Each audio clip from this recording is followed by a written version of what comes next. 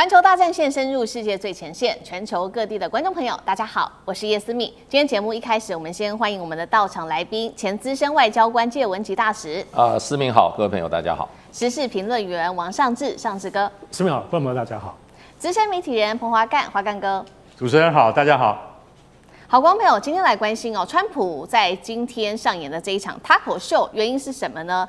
嘴巴喊說要暫緩打伊朗，達到5天。那為什麼要這麼做？是為了要來救救經濟，包括了股市跟油價、民調嗎？還是他另有打算？川普現在正在等的是他的2棲艦，還有5000名的陸戰隊，準備對伊朗發動下一波總攻擊。更大的攻擊可能是哪一個呢？今天我們一起來關心。我們先來看到最新，川普23日在他的社群上面再放話了。他說，過去2天呢，美國跟伊朗之間進行了一個非常良好、富有成效的對話。本周呢，我們會繼續的討論，並且他說了，接下來會暫緩對伊朗的發電廠跟它的能源基礎設施的攻擊，都會停止，達到5天的時間。但是他最後再補了一句說，這個還是最後得取決於整場的會議跟討論是否達到成功。這個消息一出，看起來是不是美國就不打伊朗了呢？激勵了包括我們來看到油價跟這個金融市場的反應，油價是立刻暴跌，幅度超過了13%，油價每桶正式跌回了$100以下。來看到股市的部分，道瓊指數狂飆了631點，納指同樣是狂飆了299點。在這些金融市場反應完，還有川普的話說完之後，伊朗是立刻打臉了川普。看到伊朗怎麼說？他說完全沒有跟美方進行任何的溝通，也沒有透過任何的中間人來做協商。伊朗說完之後，川普又在接話了。川普說呢，我不清楚伊朗在說什麼。美伊，我們明明就是在昨天晚上有確切的進行會談啊，這次將會達成協議。川普也說了，當時去跟伊朗交涉的人是美國的特使魏科夫跟他的女婿庫許納。那麼我們也特別來看到專家分析了，為什麼川普會頻頻的在這個此刻放出各種的好消息，其實有3個原因。先來看到第一個，就是要救救股市。確實剛剛看到了股市，美國股市的部分是已經有所反應了。那麼還有就是要壓低油價，確實這個油價有一度是壓低，但是在伊朗否認了有跟川普通話之後，我們可以看到油價又再度的回漲哦。再來看到的是第2件事情，他們說川普啊，現在其實是在為自己爭取時間，等待的就是從亞洲這邊過去的2棲攻擊艦，還有5000名的陸戰隊，等着他們登陸到中東的時候，才會來做2棲登陸跟遠程打擊，來攻擊伊朗。這個是後面川普等到這些武器到了之後才會做的事。另外，來自於最新的媒體報道消息，美國現在正在加速的增兵中東，尤其現在正在研擬的是登陸奪下伊朗的石油命脈。我們討論非常多的哈克島。第3件事情，現在川普還暗中扶植伊朗的議長，希望透過議長讓他上位，有美國的這個影子在這當中。所以節目一開始我們也來特別關心，其實呢，我們也提到了川普多次的脫口嘛，過去也有非常多次的經驗。首先我們來看到的是，他多次的警告伊朗會面臨前所未有的打擊，但是最後就是空襲一下，還有有限的反擊而已，被人家笑說你是在脫口吧。第2件事情，他也曾經對伊朗畫了很多紅線啊，聲稱說你如果觸碰到底線，我會報復。結果幾乎是沒有任何的升級行動。那麼節目一開始要特別請教幹哥怎麼看？我們就來假設說，這一次以軍事來說，川普是為了在預做準備，等2棲攻擊艦跟這個陸戰隊到了要做攻擊的話，那他的戰術會是什麼？他又會如何做反擊？我們看到川普他講話我跟你講，從來不必打草稿，你知道嗎？我們跟伊朗有非常重大的進展，你知道嗎？非常有利的談判，利器的利，代表什麼？代表說真的跟伊朗這幾天來有重大共識，所以我延緩5天，延緩5天幹什麼？對哈格爾島有這個重大的伊朗的能源設施發動準軍事攻擊。哇，那這個新聞一出來，就代表什麼？代表利多嘛，一利多，那開始油價洗三溫暖，股市也跟着洗三溫暖。油價你知道，北海布倫特原油本來是100塊，對不對？一桶，結果一聽消息大好，油價跌了13%，變成87塊美元一桶啊！結果有一個人跑出來，叫做卡利巴夫。卡利巴夫是誰？伊朗國會議長，也就是川普口中現在最有可能會取代啊，就是說這個不管是哈米尼或哈米尼的兒子不能夠真的親自主持的話，可能是卡利巴夫會出來，他就一頭霧水，跟半島電視台記者說：“你在說什麼？我們哪裡有跟川普有任何談判，對不對？他是自己在編故事嗎？對不對？”他說：“絕對不可能的，伊朗還是要進行這個偉大的報復。”他一講，油價又回去了，你知道，又跑回100塊美元去了。所以我們看這個，你會覺得說，這個是真正的民生經濟，在川普的嘴巴裡面變成一場兒戲，你就會覺得這個人講話完全沒有信用。但是我們也快要反過來看，因為我們特別注意你的軍事行動是怎麼在做的，但這方面是屬於比較認真的東西。那2艘那個就是2棲突擊艦啊，已經到了紅海，也就是阿拉伯海那邊的外海，準備要進入荷姆茲海峽。這2艘船要特別介紹一下，他們就是閃電航母。什麼叫閃電航母呢？閃電航母就不是真正的航母，它只是搭載着閃電戰鬥機的航母，也就是 F-35。也就是說，這個是美國在因應他們的航空母艦戰鬥群可能不如在冷戰時期還有那麼多組的情況之下，美國國會、美國憲法規定你一定要有11個航空母艦戰鬥群，可是現在還沒有了，它只剩下10個，因為尼米茲號要退役，福特號還上不來，所以說他們就把規模以及排水量比較小的閃電航母，它搭載了 F-35戰鬥機之後，它不但可以自衛，它還能夠攻擊。本來2棲攻擊艦的作用不是這個，他們是負責搭載陸戰隊的，每一艘都可以搭載2500名陸戰隊。我現在講2500人，你會覺得說，哎，對啊，我們坐郵輪也是2500人啊。對不起，它上面還要載很多重武器跟重裝備，因此4萬噸的2棲突擊艦，它就必須要帶上2500名陸戰隊員，它是一個非常非常緊緻的設計，它還要載戰鬥機，它還要載油料，它還要載飛彈，所以說這2艘分別是黃蜂級的全獅號以及那個美利堅級的迭利波里號，這2艘最新的閃電航母已經到達那個，就是說它的前進部署的預置點的話，就是如果今天赫克塞斯在收到川普的一聲令下說談判失敗，打你就要往前了。往前的話，你最終的目標就是哈克爾島，就是哈克爾島。對，那這個島打下來之後，可能也是一場噩夢的開始。為什麼？你打下來之後，你就在伊朗飛彈的範圍射程之內了，他就可以直接對付你。為什麼？因為哈克爾島距離伊朗才30多公里而已，很近。如果他今天前線部署的話，你就必須要先用閃電航母上面的戰鬥機去把沿岸可能威脅你的這些飛彈設施先給摧毀。所以到時候他的戰爭就會變成說，你就真的進入了伊朗本土的戰爭了。那這些陸戰隊他登上了哈克爾島之後，就等於宣示美國力量進入這邊。那你真的有地面部隊上去就代表你可能要再上去伊朗本土，你是不是要去攻？那對不起，你現在的航空母艦戰鬥群是不能夠支應的，你要有更大的後勤能量。那現在盟邦都不願意幫忙的情況之下，川普要從本土再調船團去支援，所以川普一直沒有下定決心的原因就是說，那個就是進占本土的準備。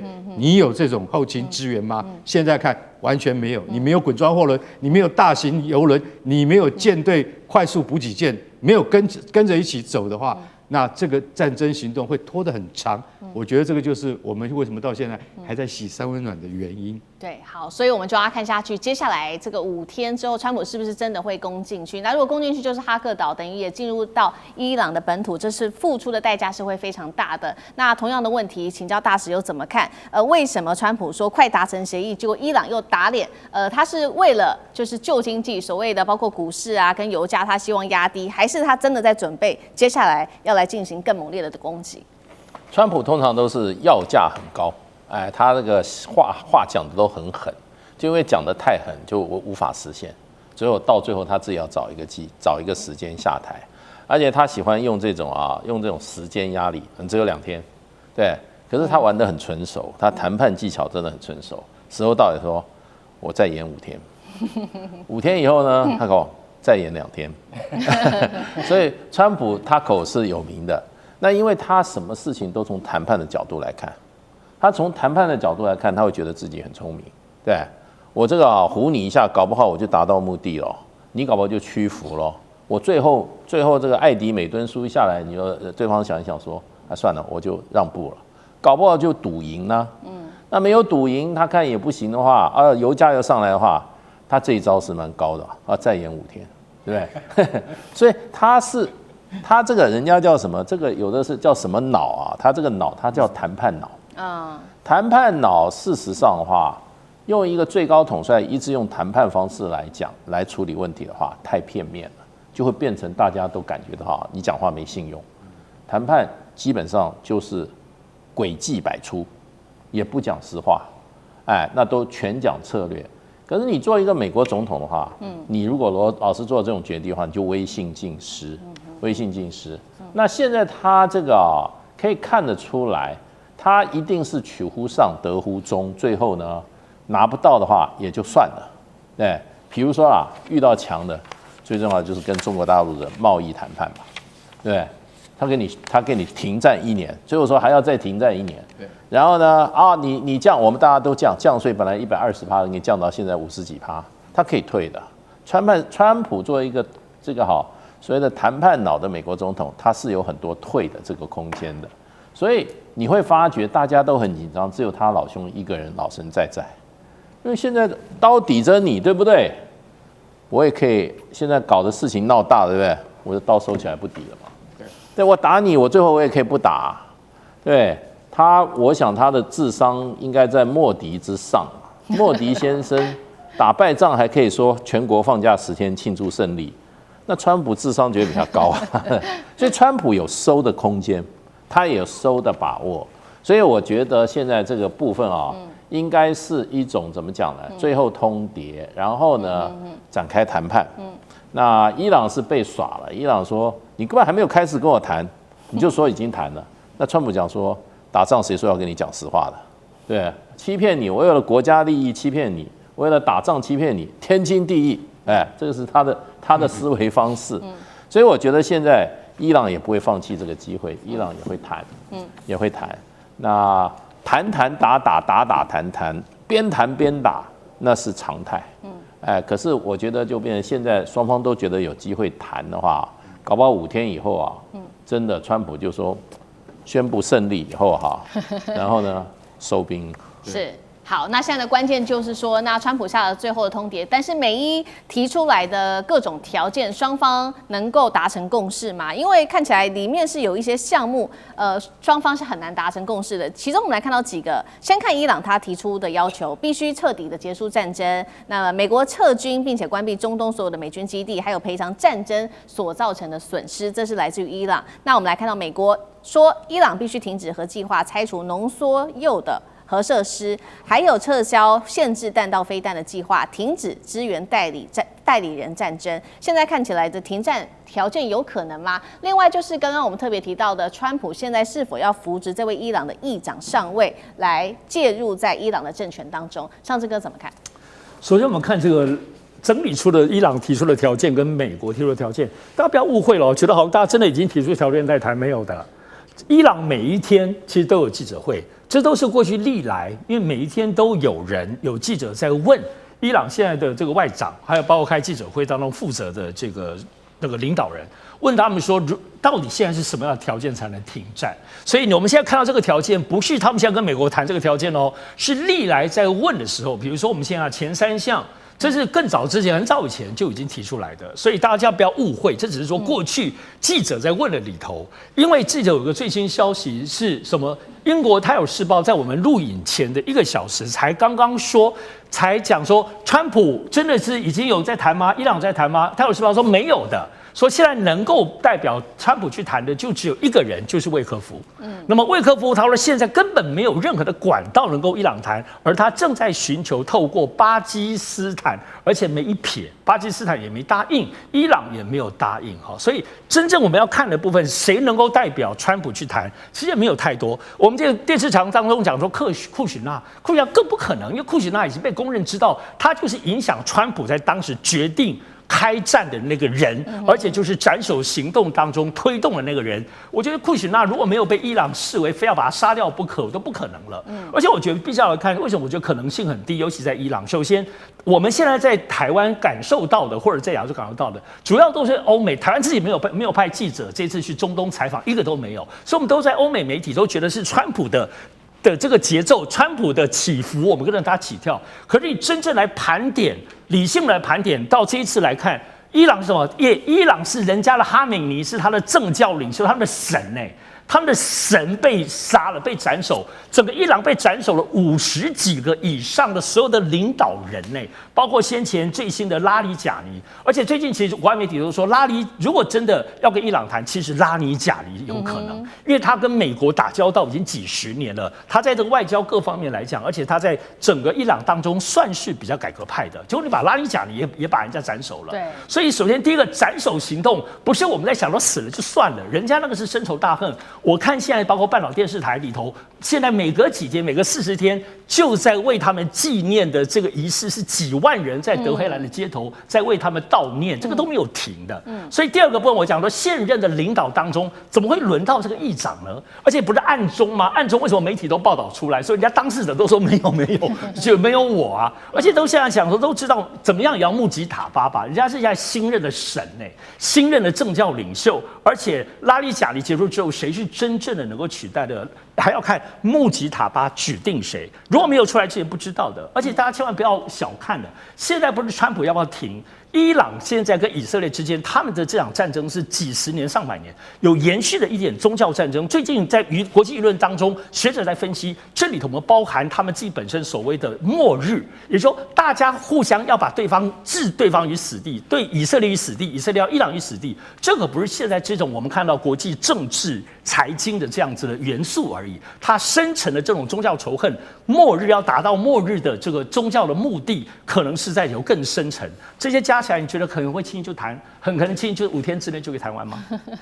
好，謝謝尚志哥。那我們休息一下，馬上回來。地緣政治、美中之爭、戰略價值、強權崛起、小國生存，現在與未來洞悉事件走向，掌握世界脈動，全球觀點盡在環球大戰線。持續關心伊朗又在發動新一波攻擊了，這一次是第77輪真實承諾的攻擊，打臉川普說雙方已經在和談了。那麼另外一方面，我們來關心伊朗的戰力，尤其現在有了衛星技術的加持，它的飛彈的射程可以高達了4000公里，是遠遠超過原本大家所看到、所預期的一個距離。誰現在挺？美國跟以色列就等着吃飛彈，這是來自於伊朗的最新攻勢。好，我們趕快來看到最新消息。川普不是說雙方已經在好好的談了，有這個即將要和談了嗎？結果呢，伊朗是立刻的打臉，而且呢，在軍事上面立刻祭出超強的一個報復反擊。伊斯蘭革命衛隊發動真實承諾第4的77輪攻擊哦。那麼我們來看到，它發射了包括了飛彈、無人機攻擊以色列多個城市之外，還包括了科威特、沙烏地等地的軍事基地。在昨天，還有一架美國的戰機又被打下來，在科威特。另外呢，伊朗更是嗆聲會無情的拆穿川普的心理戰。我們來看到，川普不是說了嗎？這5天之內他都不會進行攻擊，轟炸伊朗的能源設施，要暫時停止攻擊嗎？結果，美國跟以色列是立刻在軍事上又對伊朗的能源設施2處又發動攻擊，這說話出爾反爾嗎？接下來我們看到伊朗又立刻在攻擊進行了第78輪的攻擊，並且伊朗為了不要讓這個掌握權放在美國的手中，他也提出了6項的停戰條件。我們來看到，包括了要求美國關閉中東的美軍基地，結束所有地區戰爭的的戰線哦，還包括美以保證對伊朗不能夠再發動戰爭了。節目一開始要特別請教大使怎麼看美國跟伊朗到底現在誰比較急着來做和談、來做談判？大使怎麼看？當然是川普比較急着，因為油價一漲起來的話，那伊朗就怎麼講？伊朗就站在勝利面了，全世界都不會去找伊朗談判，全世界都要把錢送到伊朗那邊。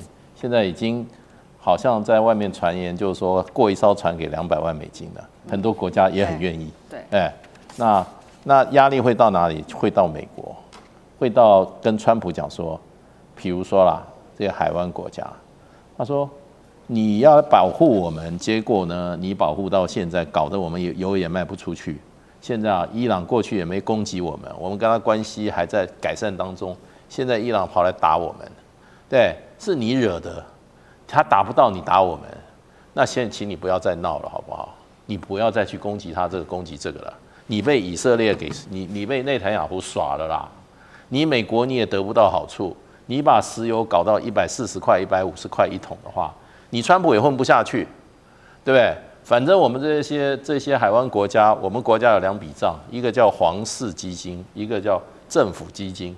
我皇室基金就是不會有問題啦，我養2萬個王子，2萬個太子，對，王子一大堆，我們都很有錢，對，所以你們美國不要再鬧了，哎，所以他們不會去找伊朗，也不會去打伊朗，基本上都是找川普。那不要說這些，川普也不太在乎什麼海灣國家了，可是問題，你現在你把油搞到120塊的話，你還要不要選啊？美國加州的油1加侖已經到6塊8了。川普前2天，上個禮拜來說，現在油1加侖1塊8，我還問了一個住美國，他說1塊8，那30年前吧。川普是不是住在美國啊？對不對？所以川普事實上話，他事實上他最在乎的，我跟你講啊，那還是他國內的情勢。所以川普當然希望把這個事情啊，解決啦，因為現在美國的輿論，美國尤其這些精英層的專家學者啊，基本上現在大家有個共識，也不是共識，不講的人心裡也這麼想說，川普被內塔尼亞胡給玩慘了，對不對？完全是內塔尼亞胡把他怎麼蒙了，他進去打這場戰爭，對美國一點好處都沒有。那現在川普的問題就找不到一個出口，他進了那個局裡面，他現在出不來。所以人家都在幫他想怎麼出來，那我覺得川普基本上就是說也在想怎麼出來了。可是說實話，叫川普這種人，像我們這種一般人啊，總是有一點羞恥心嘛，對不對？皮沒那麼厚，川普的皮是比城牆還厚的。我跟你講，他說出來就出來了。我跟你講，那他現在還是繼續唬，那問題就變成伊朗現在。這個國家不是省油的燈，你可以看出來打這20幾天的仗，伊朗的策略跟他的實力已經擺在這裡了。我跟你美國跟以色列對幹到現在，我也沒有被打得很慘，對不對？那軍事跟外交2個配合都非常好啊。那所以伊朗最近是什麼？他已經從等比反擊，現在伊朗說我現在不玩這個了，我現在玩主動攻擊。反而施壓，他知道川普動搖了，所以他就只給你來一個家兵不厭詐。兵打仗的時候，勝負有的時候是強在心理上的，那個心理戰啊，真的佔非常大的比重。好，我們看到現在伊朗的策略就是主動攻擊哦。那確實，伊朗這邊也說，他現在正式宣告轉守為攻。那轉守為攻有哪一些方法，也有哪一些武器，我們也要一次來做統整。尤其是來自於大陸的媒體哦，《環球時報》做透露說，伊朗接下來還會有更多的手段給美國跟以色列所謂的驚喜哦。那我們先看到2款武器，今天帶觀眾朋友來特別看到，就是第一個，最新的飛彈攻擊可以打到美國跟英國聯合基地這邊，距離是達到了4000公里的一個射程哦，等於徹底的突破戰爭地域的限制。這是第一款武器。第2款武器，我們今天會來關心到的是這個阿拉12的這個無人機，最新型的無人機，攻擊範圍高達了2000公里，雷達難以偵測，造價低，量產快，可對周邊國家美軍基地、能源、民生設施發動飽和攻擊。另外，我們也看到伊朗它現在也透過這個衛星火箭技術來改造它的飛彈，所以射程真的看起來是越來越遠了。伊朗有辦法轉守為攻嗎？幹哥怎麼做評估？好，我跟你講這個哈，就像大使剛剛講的，現在是等於是伊朗現在是初級。為什麼？因為這個新聞，坦白講一句，是隔了這麼多天才被證實的，而且美軍一直不願意證實。迪耶戈加西亞這個基地，我曾經說過，它孤懸在印度洋外，它是離文明世界最遠的一個島。這個島的身世非常坎坷，我大概簡單講一下。他大概是在西元1500年的時候是葡萄牙人，他就叫迪耶戈加西亞，是探險家。他占了這個島之後，到了西元1800年的時候被英國人占了。英國人一占下來之後，就把上面的查高斯人啊，把他通通趕走，趕去哪裡？你知道？趕到摩里西斯。摩里西斯在哪裡？遠在非洲的東方，但是這個海域，摩里西斯就一直認為他們有主權吶。到了1960年，美國人來了，美國人說把這個島上的原住民啊，但不能殺，對不對？全部給我趕到非洲去。然後你知道用什麼手段嗎？把他們的狗給殺了。你知道，因為查戈斯人他們很愛狗，因為狗是他們的寵物，也是幫他們看家的。把狗都殺了，你對這個島就沒有任何眷戀了。然後你們不能帶任何財產，就把人通通趕跑了。趕跑了以後，這個地方我們就要當做英美聯合基地，在印度洋上。印度洋上這麼大一片洋，只有這個地方可以擺 B-52轟炸機。這個島的由來就是這樣，從1960年代一直到現在。那這個島在20號的清晨，竟然被伊朗發射的2枚飛彈，雖然沒有擊中，可是美軍已經嚇出一身冷汗了。其中1枚偏離目標，另外1枚被美軍在附近的驅逐艦的標準3型飛彈攔截下來。是什麼飛彈啊？嚇死人！它叫蘇馬飛彈。可是美國的資料裡面，它也沒有射程。你知道直線距離從伊朗打到這邊來多久？多遠？3800公里，你哪裡打得到？為什麼？因為最高領導人哈米尼在世的時候就已經講，我們只要發展到具有2000公里射程的飛彈就好了。結果他現在死了，伊朗馬上具有4000公里射程的飛彈，不然你怎麼打得到？因為神盾系統不會騙人，他一看這個一看就知道，這個沒有人能夠打到這邊來，從方向判斷就知道，從伊朗境內發射的，打得到我們島上了。我們這個島是從來沒有人能夠打的，代表什麼？代表伊朗的技術已經進步了。有2種揣測，一種就是他們直接從發射衛星的火箭改過來的，但是這樣改過來的飛彈精準度很差。那但是他們怎麼得到精準度的？想一想，2個朋友，一個叫俄羅斯，一個叫中國，不然他怎麼打得到？洲際彈道飛彈最重要的就是你的精準度，不然的話，你要是打到這個，如果說這個預定的目標的500公尺、1000公尺之外，你就是打一個大洞而已，你根本打不到目標。他怎麼打得到目標？美國現在很緊張 ，CIA 現在完全在去找，為什麼伊朗飛彈這個蘇馬飛彈本來資料上面只有3000公里，現在打到了，打到我們這是驅逐艦把它攔下來，接下來呢？接下來還會不會有更多東西？我保證你有更多東西，更多飛彈。就像以色列特拉維夫的本古里昂機場，它被那個另外一種還有一個迪莫納是以色列的核中心，它被阿拉什2型給打中了。阿拉什2型竟然可以飛2000公里，雖然它只是無人機，它也沒有什麼精確度，可是以色列竟然有180個人受傷哎。所以你知道下一階段，你知道伊朗它還有什麼神秘利器嗎？你不知道，而且我可以坦白跟你講，它的韌性很強。英美聯軍你可能會等着會受到更大的災難。好，我們現在看到來自於伊朗的威脅，看起來是已經越來越大了。那其實我們本來看到這些波斯灣國家是悄悄的不作聲，怕受到影響，受到波及。但是最新呢，我們看到他們的態度上面也開始出现变得比較強硬了，傳出說可能加入對伊朗的戰爭會擴大成整個中東地區的波斯灣海灣這邊的戰爭嗎？上這個怎麼看？我覺得幾乎不可能哈。為什麼這樣講？就是說現在基本上是以色列跟伊朗的戰爭，美國加入在這裡頭，穆斯林國家彼此互相打，在過去中東歷史就只有伊朗跟伊拉克當時是為了國土的領土的部分的問題，所以才打起來。此外就是沙烏地阿拉伯跟伊朗有打過，但時間都比較短，那是為了一些資源。因為在所謂穆斯林的教義裡頭，有一種叫做兄弟之間不義的互殘，它就這個東西是很嚴謹的哈，所以除非是要到很大國家領域，所以你看現在伊朗在所有在打這些波灣國家當中，他談到的東西都是打你這邊的美軍基地。他這樣強調，雖然他有打到別的，可他會強調只有美軍基地或者大樓裡頭有藏着美軍在這裡這個大樓裡頭，所以在這種形式上當然也要顧及。另外，現實上必須大家要盤點一下哦。伊朗公正來講，其實他在美國制裁那麼久的情況下，他是全世界145個國家當中排名他的軍事能力是第16個，他有60多萬的部隊，而且它最厲害的部分，它有所有我們現在最近看到的導彈也好，無人機也好，各式各樣的武器也好，是它自己都能夠生產的。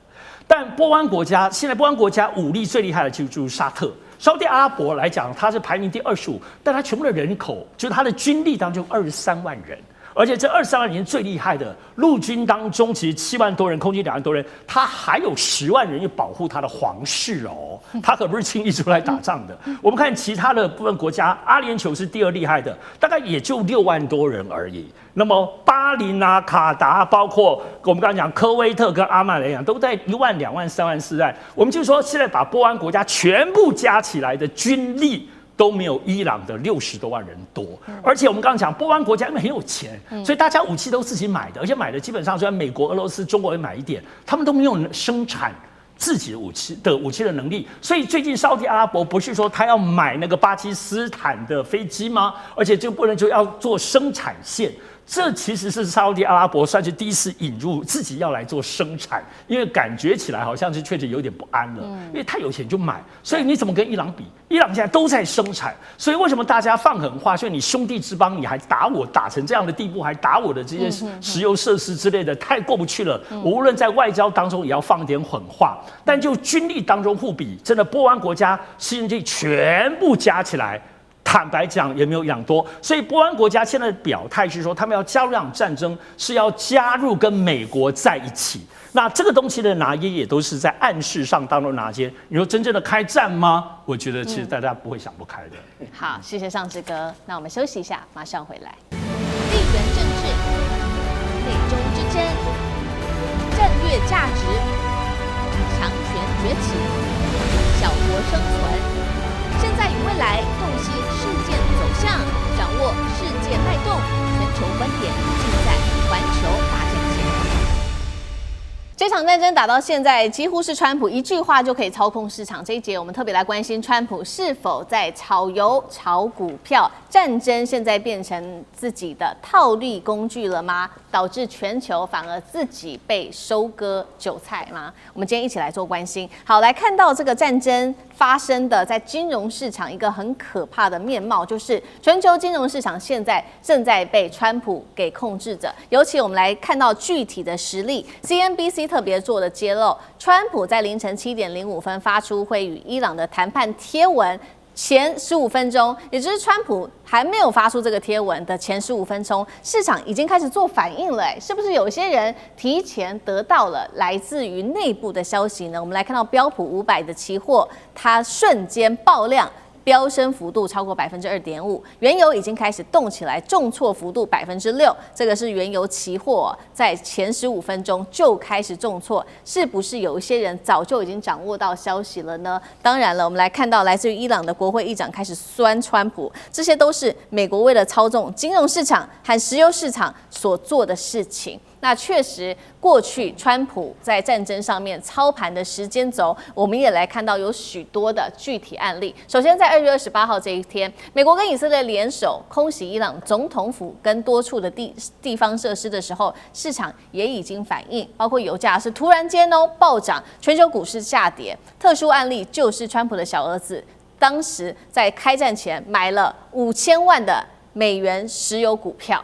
再來看到3月9號，川普放話，伊朗戰爭基本上已經結束了。伊朗呢，沒有海軍，沒有通訊，沒有空軍，市場立刻做反應，4大指數由黑翻紅。再來看到3月23號，川普稱呢，這個伊朗已經幾乎是可以跟他達成協議了，戰爭可能在未來5天之內結束，市場立刻反應，股市上漲，期貨提前爆量。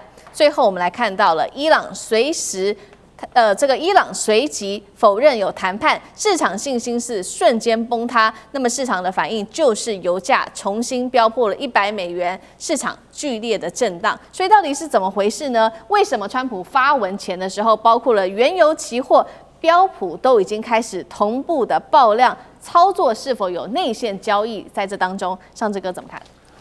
我想這麼樣的重大，特別現在以油價、能源油價為主，影響全世界所有股市啊，全世界所有的投資標的、投資工具的這個時代裡頭，那麼川普或者等等或整個現在單講美伊戰爭的任何一點點的變動，它當然就是會有劇烈的波動。只不過為什麼可以在川普說這個好像一個很正面的，有一點暗示正面的，好像有點結束的這個消息，我們現在看起來事後看應該是假消息哈，他放假新聞。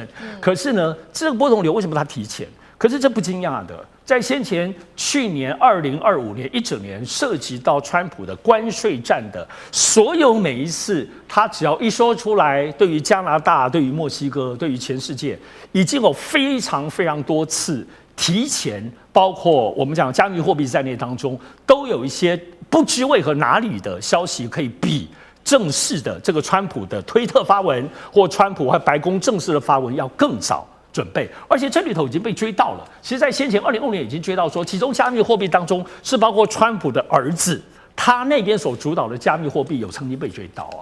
所以說，這裡頭是不是有一些要知道，川普這一次的這個談話，雖然是說他是在被訪問去田納西州的這個過程裡頭，人家追問他，他呼嚕嚕講出來了，聽起來好像是沒有準備，是不是好像可以脫鈎？可是這個東西難道是不是只有在川普自己的腦子裡頭嗎？他沒有跟白宮幕僚要有所討論，他有一個對外的說法嗎？不可能。所以現在都知道，作為現在川普身邊的這些最幕僚核心的人，這些都不是過去的真正的專業的政治幕僚或行政幕僚，這些絕大部分川普圍繞身邊最核心的人物，這些都是億萬富翁這些都是在外面自己家族裡頭有非常非常多財產的人。所以現在這就在於很大的重點。2025年，其實美國媒體就在討論，到底美國的司法部要不要來追這個問題？可是最後大家在一直提了很多，可司法部都沒有動作。除此之外的話，另外的東西就必須要有受害者。比如說，在過去這個資本的跌宕當中來講，如果有人一直受害，所以受害者可能可以就此來提告。但是川普作為這個政治發言，你誰是具體的受害者呢？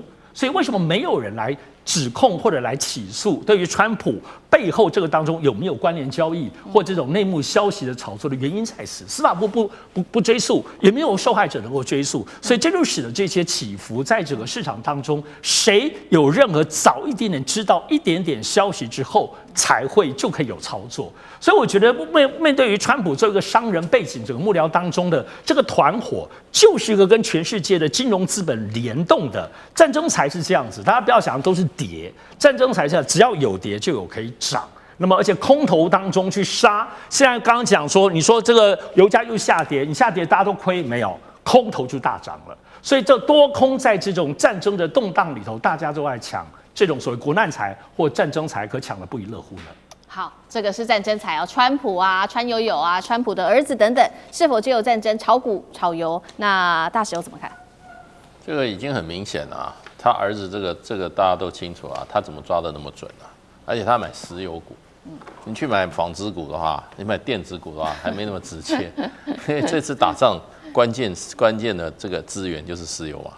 對，我讓戰爭停止，那石油馬上就漲起來。對，我一開打的話，石油一定怎麼樣啊？石油一定怎麼樣？變稀缺了嘛。所以呢，我是覺得基本上太明顯了。可是問題就變成川普他本來就是個賭徒性格啊，不要忘記他開過賭場，川普在那個大西洋城那個賭場是他開的。我覺得他的賭博性格非常強，賭贏對他就贏到了，那賭輸的話他也認賭服輸啊，就出場了，那就是止損了。那現在這麼多次了，從這個俄烏戰爭到這個關稅戰，到現在打一個這個美伊戰爭，這裡面多少次都是川普一句話，股市啊、匯市。還有這種所謂的這種期貨，哇，聞聲起漲，聞聲起降。川普已經學到很多了。那最大的一個問題就變成說，川普的家族沒有跟他一樣把財產這個交付信託，對，他們都還自己在操盤，對不對？我們台灣都要我交付信託的你自己不能再去操縱啊。對，那意思就是說，你不能因為你可以掌握這些股價啊、匯市啊。這種期貨價格，你一句話就可以產生這麼大影響。你要用私心的話，那真的太好發財了，因為它可以控制這個股價，它一句話就控制，要它漲就讓它，要它跌就讓它跌。那這個時候，我是覺得美國人也不會這麼怎麼講呢？讓川普這樣明目張膽的撈錢啊。那現在就變成說沒有錯啦，邦迪現在司法部長，那川普自己人啊，對不對？那個 FBI 的也是他自己人啊，然後呢，這個最高法院的9個法官，6個是他自己人啊，所以再怎麼樣，他現在是他可以撈的機會，所以我覺得人不貪財啊，天誅地滅，尤其是川普，每天講的都是 money，對，所以我覺得他的嫌疑很重，嫌疑很重，可是呢，就說凡走過必留下痕跡啦。這些記錄，我跟你講美國的這些參眾議員他會有這種很多吹哨人已經老早資料都給他了，然後甚至有這些直接證據，老早的只是在等時機而已。所以川普不曉得美國政治這種清算的厲害。像我幹公務員幹了30幾年是，我知道只有一句話，我一直告訴我自己很小心說，凡走過必留下痕跡。你以為你簽一個字，你講一句話沒事啊？不會啦，那個資料都是要保存很多年的。那所以川普現在是在今年11月之前，他盡量撈吧，不要一次到時候全部得吐出來，還禍及子孫家人，那就很麻煩了。是，那他這個做的有點明顯，尤其他兒子買這個石油股這個問題真的膽大，真的膽子夠大。好，美國川普這邊川友還有他兒子在賺戰爭財。那我們另外一邊來看到，那伊朗呢？伊朗有沒有賺戰爭財？因為呢，我們來看到最新消息，伊朗對經過荷姆茲海峽的船也開始要收費了，費用是每艘200萬美元的通行費，而且之後傳出還可能會增加的是安全稅，10%的安全稅。那最新消息，今天早上有一艘最新消息是裝載200萬桶伊拉克原油的超級油輪順利通過荷姆茲海峽了。幹哥怎麼看？好，你說伊朗它現在荷姆茲海峽到底是不是它的內海？在國際公法上面來講，絕對不是。也就是說，它通過的話，它不像蘇伊士運河，那是特別的。蘇伊士運河、巴拿馬運河，你要過的話，你要繳費。可是荷姆茲海峽到底算不算是這種很特殊的地位呢？因為它沿周邊還有很多國家，你伊朗要收稅，你在北岸，那我們在南岸，阿联酋也可以收啊，對不对？科威特也可以收啊。所以這件事情就是伊朗說，你要過，那你對不對？那你就要付嘛，可是現在這個說法很紛紜啊。最新的消息是說，真的有一艘過去了，付了200萬，聽清楚，美金的過路費。200萬美金是什麼概念呢？200萬美金是6000萬台幣，6000萬台幣在台北可以買一棟豪宅，那就是代表說，你只要一過去，然後你就要付一艘。一棟豪宅的那個價錢，一艘要付一棟豪宅的價錢，這可能嗎？現在還不只有這樣，伊朗還有可能再收什麼？收安全稅。那個安全稅更可怕。我們現在就是說，我們來舉例，一艘20萬噸的超級油輪，它會載200萬桶原油一桶多少錢？100塊美金。我先幫大家算好，那200万桶價值2億美金啊，價值2億美金的話，那我要收10%的安全稅，那就是2000萬美金啊。2000萬美金是多少台幣？你也可以去北京買好幾套這個豪宅了，對不对？是。那一般的船東他根本受不了。那所以這個在就是國際市場上面的這些耳語啊，你會覺得說真的是這樣嗎？為什麼營造很恐怖的氣氛？就是說你要過是不是？沒有經過我同意的話，我一定要跟你收安全稅。安全稅就是2000萬美金，2000萬美金你付不出來的話，我就把你打沉。要是這樣子的話，那世界不是亂了嗎？對不對？荷姆茲海峽控扼着全球1/5的能源輸入跟輸出，不是只有石油而已，它還有天然氣，它還有很多戰略物資。所以真的是這樣的話，那就完蛋了，就玩完了。所以我們現在在看這件事情，我們会有一種感覺，就是說，伊朗可能也可以發这種戰爭財，但是他會得罪更多的國家，他有必要這樣做嗎？其實他現在要尋求的是雙方互相停火談判。我相信那個不管是國會議長卡利巴夫，或者是他們新任的領導人穆吉塔巴，都不會笨到要跟全世界來做公然的經濟對抗，這樣不是正確的方法。好，謝謝蛙乾哥。那我們休息一下，馬上回來。地緣政治、美中之爭、戰略價值、強權崛起、小國生存，現在與未來洞悉事件走向，掌握世界脈動，全球觀點盡在環球大戰線。在美伊戰爭爆發之後，最近我們可以看到美國內部竟然是本土全面失控，因為呢，包括了機場發生了多起的撞擊意外，還有安檢現在也崩潰哦。過一次安檢竟然是要拖到3個小時以上。那川普在這個時候還在打伊朗，其中選舉共和黨的選情是否堪憂呢？今天就這些議題會一起來做關心。好，我們來看到美伊戰爭打到現在，關心美國本土自己內部正在失控，特別關心到的是紐約機場在1天之內發生了2起是客機撞上地面的車輛的事故。我們來看到這個國聯邦航空局是立刻緊急下令，接下來要停飛的指令就已經下了。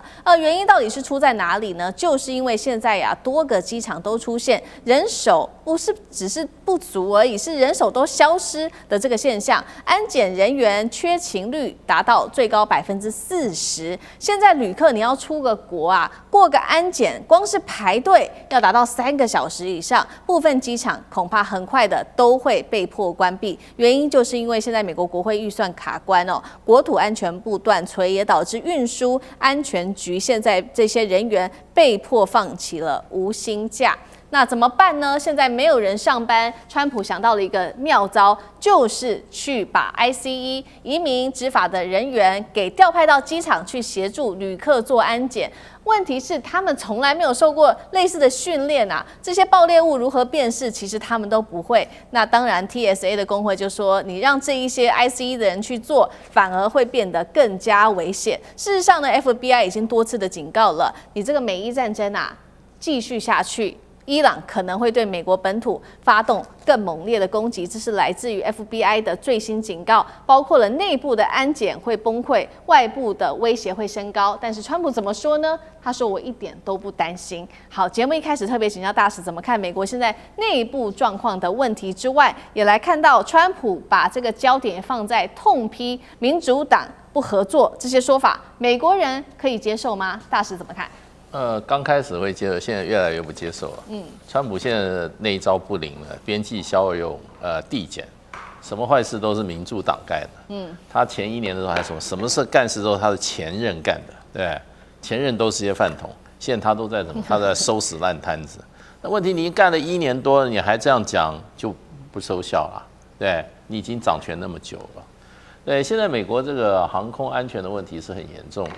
因為美國的航空總署是屬於聯邦政府在管的，美國政府發不出錢，美國這個政府因為它多級，聯邦政府這個州政府下面還有郡政府，還有這些每個政府它都有自己的稅源，所以管的事情不一樣。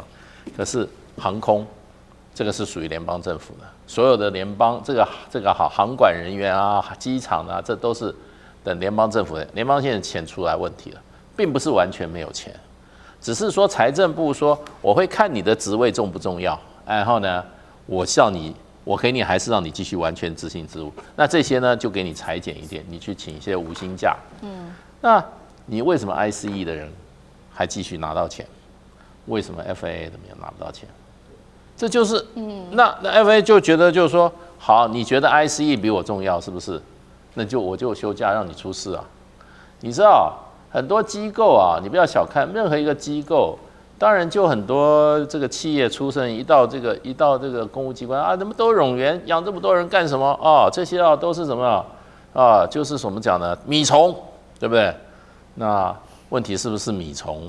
我不知道。可是呢，公務人員說實話也不是在那邊哈隨便都可以進去的。他進去，他有他另外一套他的這個理念，他就是要永續的，他要怎么就是說永業發展，他不要受政党影響。讓你安心做這個公共服務的事，你也不必要去忙着賺錢，你也不是賠錢，也不是你的問題。它哲學不一樣。可是呢，很多這種民營企業出來就看人家不習慣，看人家不順眼，因為民營企業都是老闆都是獨裁者啦，說穿了啦，他今天生殺予奪都他說你不要幹你就不要幹。公務人員可是有職務保障的，所以公務人員你要真正得罪他，你讓他這個你要來作威作福哈。因为我是替國家做事，我不是你個人的圖譜哦，對不對？所以就會變成啊，有的時候公務員有一種心態，就是說，哦，你覺得我不管用是吧？好，我就讓你知道什麼叫成事不足敗事有餘哦。你以為林肯號的馬桶會自己壞啊？很多人都在講說，林肯號，人家天天在那邊打了幾十天的仗，你也不給他休息一下，對不對？然後你這幾年天天調度，那怎樣？丟一些比較硬的紙塞到馬桶裡，你就全船馬桶，大家塞10個，你就全船馬桶都不通了。那現在這個 ICE 憑什麼他們來取？他們拿的還有薪水，對不對？美國人都討厭 ICE，FAA 不重要是不是？我們拿不到錢是，這個東西都是人謀不臧造成的，是對不對？都是人謀，所以川普事實上種下的惡因太多了，他未來的路會非常難走。而且公務員是不要得罪的。是公務員事實上得罪的話，你要做領導的話，就會碰到很多人就是拆你的台。是。好，那同樣的問題，幹哥又怎麼看呢？那另外也就是 FBI 有特別警告說，接下來在美伊戰爭之後，美國這個可能會被發動本土攻擊，你怎麼看？好，我覺得有一些事情都是在暗中策劃當中，我們不能夠不排除這樣的危險。為什麼？因為伊朗受到了這麼大的傷害之後。你去想想看，革命衛隊他們都是傻瓜嗎？我總覺得有一種不安的感覺，恐怕在未來，在美國當地會發生不少你意想不到的事情，像在拉瓜迪亞機場發生的這件事情，在紐約你就覺得非常奇怪了。客機去撞上了消防車，還是消防車撞上了客機？這是一架快捷航空的飛機嘛，就撞上了消防車，然後你知道這很慘啊，為什麼？因為死的就是正副機長2個人，然後全飛機有一半的人，有40個人送醫，啊，他們都沒事，這就代表什麼？代表螺絲出了問題。我甚至覺得那可能，我懷疑那是恐攻的一部分。為什麼？因為2個機長，你要知道，正機師跟副機師都沒有看到那部消防車，都沒有能夠及時能夠踩住剎車。然後那消防車撞上來了，怎麼回事？也不知道。消防車上2名這個人員送醫沒有事。你就說拉瓜迪亞機場那是多繁忙，那跟 Kennedy 機場是一樣繁忙的地方，它會出這樣的事情，10年來沒有發生過。所以大家就曉得說，人手不夠是一個問題，另外恐怖攻擊的隱憂是另外一個問題。所以大家就曉得說，既然會發生這樣的事情，你叫 ICE 是什麼人？你知道是邊境暨海關安全局。那這些人他們被緊急抽調，因為川普叫那個邊境沙皇叫霍姆說你把這個 ICE 人抽調去這些機場大機場去幫忙做安檢。你看起來好像聽起來很正常ICE 去做安檢很正常，不正常啊！ ICE 的人沒有經過 X 光檢驗的訓練。大家說 X 光檢驗有什麼？還不機器擺的東西過去你就看得出來嗎？沒有這麼簡單。他們要靠他們的訓練，通常訓練到6到8個月，你才能夠正式上任。ICE 的人員要入職是非常那個是要經過一道關卡，他們還要評分，分數夠了，你才能夠正式任職的。所以 ICE 跟那個 TSA 的員工都不簡單。TSA 就是美國運輸安全部，這些人他要看什麼？他要看 X 光機過去的東西，他要查那個不明的，有時候甚至無味無色，有時候是要靠狗才聞得出來。在狗還沒有來聞之前，你就要能夠判斷出那是什麼？那是 C4 嗎？那是塑膠炸藥嗎？還是 TNT？ 還是黃色炸藥？那個都必須要有經過實際的訓練，你才能夠有辦法去辨別的。所以因為預算卡關，那 TSA 也就是運輸安全部的人，他們現在拿不到錢，就跑了。你叫 ICE 的人來補，那根本就是個餿主意。我不知道這是不是邊境沙皇的餿主意，還是川普自己的餿主意？但是我認為是川普自己突發奇想，異想天開要來得大。那美國機场現在很多大機場現在排隊都要3個鐘頭以上。我們現在最好是不要去美國。我跟你講，因為你會發現那是旅遊的地獄，絕對不是天堂。好，現在美國本土的安全現在出現了疑慮哦。剛剛是講本土的安全，但是另外一方面，這場戰爭其實現在受害最大的好像也就是美國自己的人民。接下來會不會影響到川普的期中選舉？我們特別來看到美國人民現在有感的事情就是油價了。美國家庭1年汽油的支出會從$340變成一口氣到達$740。油價變貴，當然這個消費支出等等都會受到排擠哦。那消費者信心也全面的下滑，由升轉跌。再來看到美股表現，週線連4週下跌，房貸30年的固定房貸利率飆升至6.53%。剛剛講了嘛，會影響的就是政治面，搖擺州開始出現變化了。在北卡羅來納州，勝率民主黨部分現在高達了80%。尚志哥怎麼看？油價我們錄影的這個3月24號的這天，加州剛剛的油價是$5.66。在3月11號兩個禮拜前的時候是$3.5，但在波灣戰爭還沒有展開之前，這一次之前大概是$2多，所以它已經漲了，已經快要100%了，已經很多。所以其實油價影響其實對美國當然會有的，但我們不得不說，因為美國自己還在產油，它沒有缺。對於其實現在很多其他國家影響最多的還是，如果你油或者天然氣本身是作為你的電價，包括油價，像台灣這樣的話，你真的是很挫賽的。所以現在真正來看的話，到底会不會到今年年底對期中選舉影響？我們必須得看。現在美國很多評論是說，認為可能要到前3個月，比如說8、9月的時候，如果這個戰爭延續到8、9月，那真的就是很恐怖的。否則，因為主要是美國有個特別的地方，還有美國聯準會。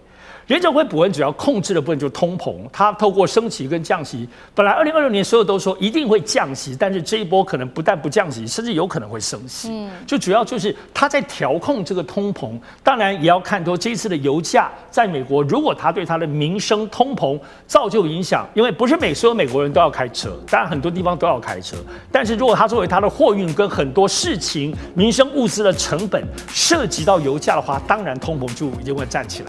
但目前為止，大家都覺得通膨會升啦。